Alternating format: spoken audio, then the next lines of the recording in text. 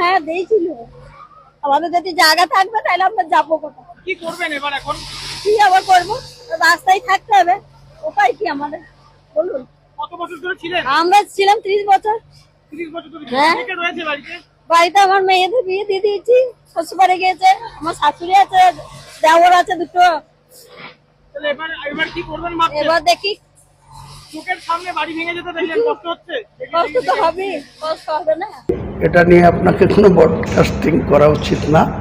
আগামী 15 তারিখ 15ই জুন আগামী মন্ডে দুপুর 12টায় আমরা আনুষ্ঠানিকভাবে আমি প্রেসিডেন্ট হিসাবে এই ক্লাবের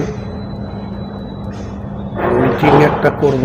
সেই মিটিংয়ে নিশ্চয়ই আমার, যেহেতু এখনো মিটিং করে এটা ডিক্লেয়ার করা উচিত, তবুও আমি আনঅফিসিয়ালি ওনাকে আমার ভাই হিসাবে বা এই ক্লাবের সর্ব সময়ের আগামী দিনের যে কোনো সিদ্ধান্তের ক্ষেত্রে ওনার একটা অগ্রণী ভূমিকা থাকবে, সেটা নিয়ে একটা আলোচনা করে নিলাম।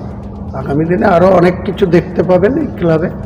আমরা ক্লাবে যখন এসছি, ক্লাবের উন্নতি সাধনে ক্লাবের সমস্ত কিছু, এমনকি আমরা ক্রিকেট যেটা আমাদের অন্য জায়গায় রয়েছে সেটাও আমরা আমাদের ক্লাবের আন্ডারে নিয়ে নেব।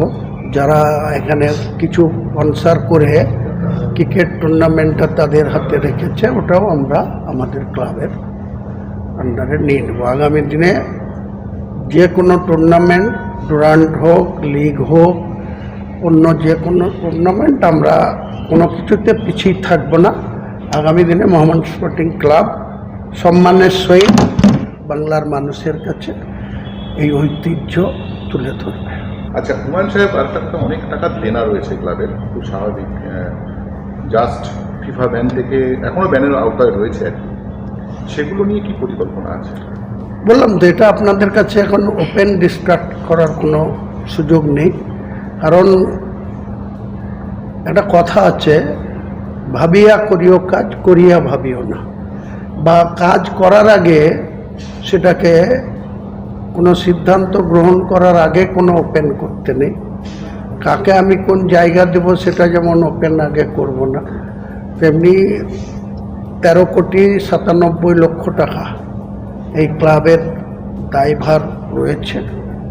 এছাড়াও আমার কাছে কাল থেকে অন্ততপক্ষে নাই করে 5 জন ফোন করেছে। কেউ এখন বর্তমানে বাংলাদেশে আছে, তিনি 1992 সালে 28 লক্ষ টাকা তৎকালীন প্রেসিডেন্ট ধার নিয়েছিল, আজ পর্যন্ত তাকে টাকা দেয়নি। এসব অভিযোগ আমার কাছে এসছে। আমি ধীরে ধীরে এই সমস্ত বিষয়গুলা, ক্লাবের সম্মানের সাথে কোনো কম্প্রোমাইজ হবে না। ক্লাবের সম্মান নিয়ে কেউ, ক্লাবের নাম ভাঙিয়ে কেউ মার্কেট করবে, কেউ ক্লাবের প্রেসিডেন্টের নাম নিয়ে কেউ কারো কাছ থেকে মার্কেটে টাকা তুলবে, এসব হুমায়ুন কবির থাকে। इस तरीके के नोटों की करने की कोई जरूरत नहीं है। और उसके साथ साथ फिर देश की तरक्की की बात कर रहे हैं, तो इससे अच्छा होते अगर सीधे तौर पे बीजेपी पार्टी में शामिल हो जाते। मतलब मैं कहना चाहता हूं, अलग नहीं बल्कि मर्जर होना इनके लिए अच्छा लगते।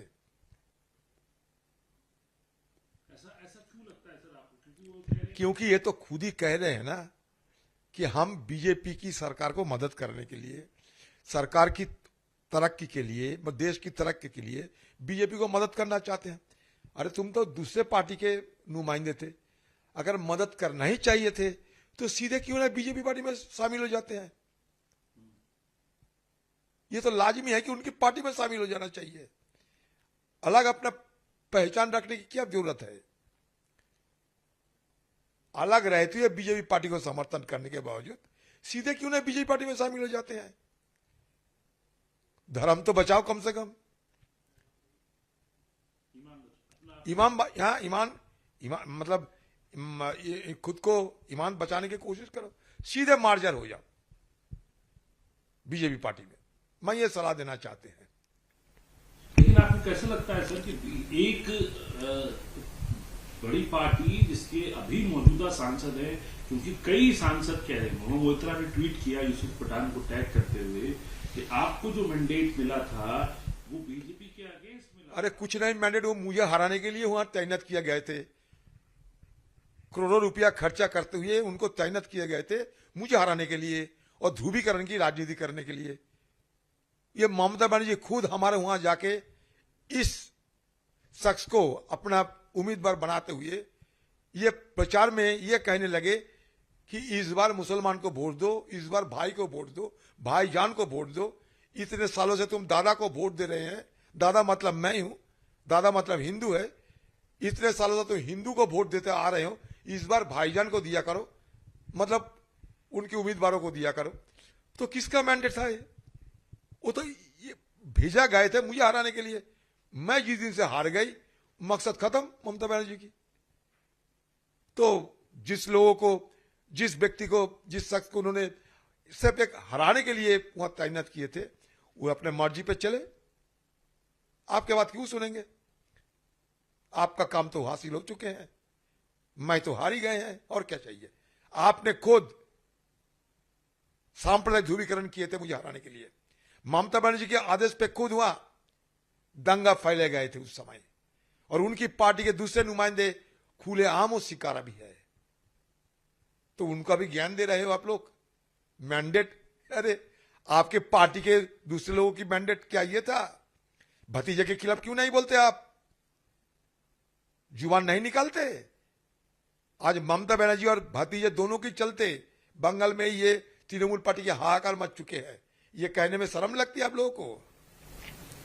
लेकिन सर कैसे देखते हैं आप राजनीति का रुख? आप बंगाल की राजनीति कैसे देखते हैं? विपक्ष तो कहीं ना कहीं वहां दिखाई नहीं देता लोकसभा की बात करें तो, और आज जो ये इस तरीके से ये बात कर रहे हैं आगे आने वाले किसी भी वक्त के अंदर नंबर्स की जरूरत पड़ती है बीजेपी के लिए, इनडायरेक्टली नंबर्स खुल गए। और वजह क्या मानते हैं आप इन सब चीजों की, और असर कैसे देखते हैं राजनीति का? ये राजनीति में टीएमसी पार्टी को मैंने शुरू से ही कहते आ रहे हैं कि ये एक पॉलिटिकल कंपनी है, पॉलिटिकल पार्टी तो नहीं है, पॉलिटिकल कंपनी है। तो पॉलिटिकल कंपनी की शेयर में अभी घाटा चल रहे हैं। तो जिन लोगों ने पॉलिटिकल कंपनी में इन्वेस्ट किया था, इन्वेस्टर भाग रहे हैं, और क्या? क्योंकि वहां नाफा नहीं है। ये तो पॉलिटिकल कंपनी है। शेयर बेचे गए थे, नाफा हो रहे थे, अभी नाफा होने की संभावना नहीं है, फिर चलो शेयर उठा लो, इन्वेस्टर भाग रहे हैं, यही तो है, और क्या चाहिए? अरे सारे देश में विपक्ष की जो जिम्मेवारी और राहुल गांधी की अगुवाई में बाकी सारे लाइक माइंडेड जो है सबसे एकजुट होकर करेंगे। राहुल गांधी तो कर ही रहे हैं। अगर शुरू से राहुल गांधी की ये सारे तवज्जो देते थे